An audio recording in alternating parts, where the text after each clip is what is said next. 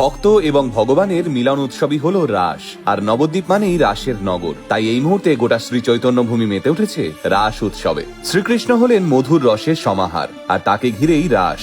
কথিত আছে গোপিনীরা শ্রীকৃষ্ণের প্রেমে আকুল হয়ে ছুটে আসতেন তার কাছে।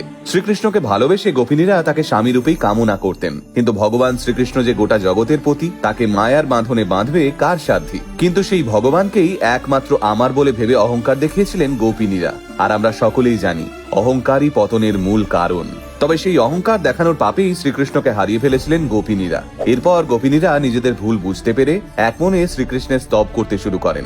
অবশেষে গোপিনীদের ভক্তিতে সন্তুষ্ট হন ভগবান এবং তাদের মনের ইচ্ছেকে সম্মান জানিয়ে এই কার্তিক পূর্ণিমার পুণ্যতিথিতে তাদের সঙ্গে রাস উৎসবে মেতে উঠেছিলেন শ্রীকৃষ্ণ। যদিও বর্তমানে নবদ্বীপে রাসের মূল আকর্ষণই হলো বড় বড় দেবদেবীর প্রতিমা। এই সময় নবদ্বীপে পা রাখলে একটা 25 ফুটের 30 ফুটের মূর্তি দেখলে আপনারও মাথা ঘুরে যাবে। তাই রাসের সময় আপনি যদি কখনো নবদ্বীপ না যান, তাহলে হলফ করে বলতে পারি এই বাংলার অন্যতম উৎসব আপনি মিস করেছেন। কিন্তু নবদ্বীপের রাস উৎসবে কিভাবে শুরু হয়েছিল শক্তি মূর্তির আরাধনা? আসুন আজকের এই ভিডিওতে শুনে নিই আমাদের বাংলার ঐতিহ্য, বাংলার গর্ব, নবদ্বীপের রাস উৎসবের ইতিহাসটা। যাই বলুন, আমাদের বাঙালিদের কিন্তু 12 মাসে 13 পার্বণ। কিছু না কিছু উৎসব গোটা বছরই আমাদের মাতিয়ে রেখেছে। বছরের অন্যতম বড় উৎসব দুর্গাপুজো যেতে না যেতেই একের পর এক উৎসব আমাদের দোরগোড়ায় এসে হাজির হয়। তাই প্রতি বছর জগদ্ধাত্রী পুজো মেটার সঙ্গে সঙ্গেই নবদ্বীপের মানুষেরা দিন গুনতে শুরু করে রাস উৎসবের। রস শব্দটি থেকেই রাস শব্দটির উৎপত্তি। ইতিহাস বলছে নবদ্বীপের রাসের উৎসব ঠিক কবে শুরু হয়েছিল তা নিয়ে যথেষ্ট সংশয় রয়েছে। কিন্তু এই রাস উৎসবের সঙ্গেও জুড়ে রয়েছে নদিয়ার রাজা কৃষ্ণচন্দ্রের নাম। কথিত আছে রাজা কৃষ্ণচন্দ্রের রাজত্বকালেই নাকি রাস উৎসব নবদ্বীপের অন্যতম প্রধান উৎসব হয়ে ওঠে। শোনা যায় রাজা কৃষ্ণচন্দ্র নাকি নানান সমস্যায় জর্জরিত থাকতেন, আর সেই সমস্যা থেকে নিজেকে মুক্ত করার জন্য রাজা কৃষ্ণচন্দ্র বিভিন্ন সামাজিক কাজে নিজেকে ডুবিয়ে রেখেছিলেন, বিশেষত ধার্মিক কাজগুলোয়, যেমন নানা মঠ মন্দির স্থাপন, বিভিন্ন ধর্মীয় মেলা উৎসব এসবের সূচনা করা। আর এই সময় তিনি নবদ্বীপের বৈষ্ণবদের রাস উৎসবের চিত্রটা একেবারেই বদলে দেন। রাজা কৃষ্ণচন্দ্র চাইতেন তার রাজত্বকালে রাস উৎসবে শক্তি সাধনা হোক, কিন্তু সেই সময় বৈষ্ণবরা চৈতন্যদেবকে চারদিকের মঠে মন্দিরে পুজো করছেন। যদিও রাজা কৃষ্ণচন্দ্র কোনোদিনই বৈষ্ণব বিদ্বেষী ছিলেন না, কিন্তু চৈতন্যদেবকে ঈশ্বরের অবতার হিসেবে পুজো করবার ঘোর বিরোধী ছিলেন তিনি। আর ঠিক এই কারণেই রাস উৎসবে শক্তি মূর্তির পুজো করতে শুরু করেন রাজা কৃষ্ণচন্দ্র।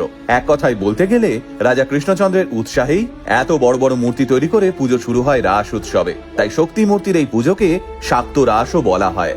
আর এভাবেই ধীরে ধীরে বিলুপ্ত হতে শুরু করেছিল বৈষ্ণবীয় রাস। বর্তমানে অবশ্য নবদ্বীপের কিছু জায়গায় আজও বৈষ্ণবরা তাদের পরম্পরা ধরে রেখেছেন, কিন্তু নবদ্বীপের রাসে শক্তি মূর্তির পুজোই বেশি দেখা যায়।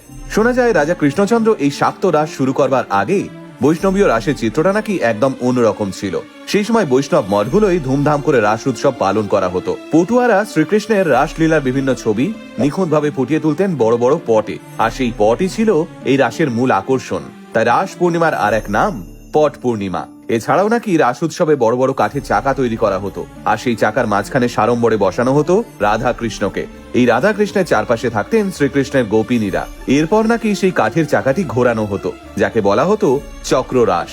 বর্তমানে নবদ্বীপের রাস উৎসবে বড় শ্যামা, মেজ শ্যামা থেকে শুরু করে মহিষমর্দিনী, ভারত মাতা, অন্নপূর্ণা, রণকালী, বামাকালী, মহানিশা, গৌরাঙ্গিনী, সব শিবা সহ কৃষ্ণকালীর পুজোগুলো খুবই জাঁকজমক করে হয়, যা দেখার জন্য দূর দূরান্ত থেকে ছুটে আসেন শয়ে শয়ে মানুষ।